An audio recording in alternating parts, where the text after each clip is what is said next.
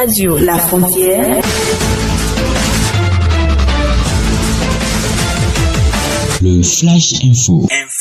Sous une forte pluie, les journalistes scientifiques de Radio Univers ont embarqué les bus à l'université d'Abomey-Calavi pour Massy. Une fois dans la forêt classée de la Lama, les visites ont commencé puisque l'objectif est de permettre à ces journalistes d'avoir une connaissance scientifique sur la dite forêt. 7 heures de temps durant, ces journalistes ont parcouru différents sites, à savoir la zone de l'incubation, le circuit écologique, le Léon 14, le secteur Koto et les Miradors. Ceci sous la supervision du guide François Tchagodina. Ici, nous sommes précisément dans le secteur forestier de Massy, dont le nom du village s'appelle Zalim. Donc, cette forêt-ci a été créée depuis 1948 et c'est une forêt qui a une superficie de 16 250 hectares, dont 11 000 hectares de plantation et 4 777 hectares qui représentent le cœur central de la forêt qu'on appelle noyau central. Dans ce noyau se déroulent plusieurs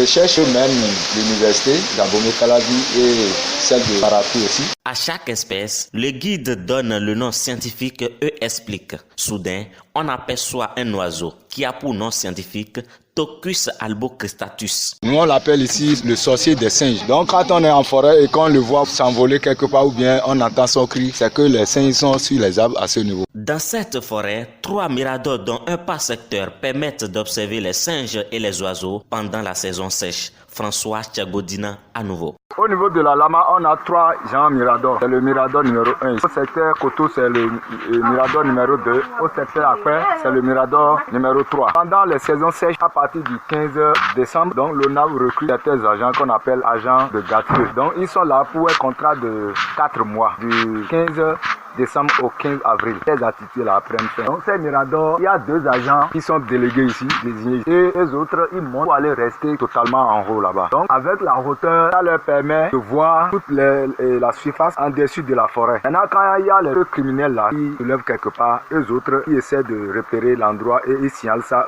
à l'équipe qui est mobilisée au niveau de chaque secteur. Et ceux-là, ils s'apprêtent maintenant avec le véhicule, avec les camions citernes pour aller là où le feu est en train de brûler la forêt et ils essaient de d'éteindre. Donc, et aussi, ces miradors aussi nous servent aussi à réaliser des recherches, des observations sur les singes ou sur les oiseaux. Avant de prendre une pause récréative, les hommes de médias spécialistes des questions scientifiques ont fait un tour dans le centre de développement, de recherche, de renforcement des capacités, incubation, innovation technologique et de production des semences agricoles. À la fin de leur visite, quelques-uns se prononcent. Nous avions vu quelques espèces. Nous avions vu par exemple des plantes qui servent à guérir la lèpre, la folie, les maux de ventre, même des plantes qu'on peut utiliser comme les contraceptions, voilà, au lieu d'utiliser les pilules.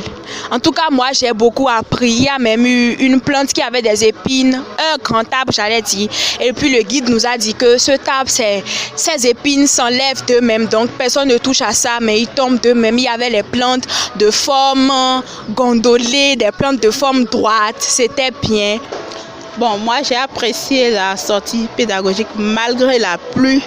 Nous sommes allés dans la forêt, mais on n'a pas vu les animaux à cause de la pluie, mais nous avions vu des plantes, je vais dire, des plantes.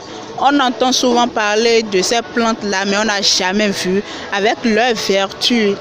D'après tout ce qu'on nous a dit sur ces plantes, bon, je crois que le Bénin a encore assez de choses. J'ai apprécié quand même la forêt classée de la Lama. Principalement, j'ai aimé parce que je ne savais pas qu'au sud du Bénin, il y avait ces attraits touristiques. Et donc aujourd'hui, ça a été une surprise pour moi parce que quand je suis allé à la forêt de la Lama, j'ai quand même compris que ce n'est pas seulement au nord du Bénin qu'on peut trouver des sites sur lesquels l'on peut aller se distraire, sur lesquels l'on peut aller voir des animaux. Pour le chef division sciences de Radio Univers, ces objectifs sont atteints. Giro Togbe. Il faut dire qu'en gros, c'était une réussite parce que que les objectifs de départ tels que la visite de la forêt et la récréation, ces objectifs ont été atteints. On retient qu'il y a des choses que bien de personnes ne connaissaient pas, mais grâce à cette visite, ils ont connu. Je prends l'exemple de la zone des miradors. Je prends l'exemple de certaines plantes. Je prends l'exemple de certains arbres. Des arbres dont on ne connaît pas les vertus, mais aujourd'hui, grâce à cette sortie pédagogique scientifique, on a pu découvrir les vertus de ces plantes, les vertus de ces feuilles, les vertus de ces arbres en gros. Et donc, c'était une satisfaction pour nous. On aurait souhaité voir surtout les singes. Hélas, l'aléa climatique ne nous a pas permis d'observer donc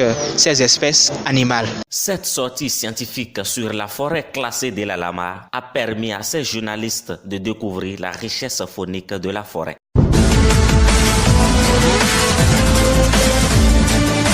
Radio La Frontière. Le Flash Info.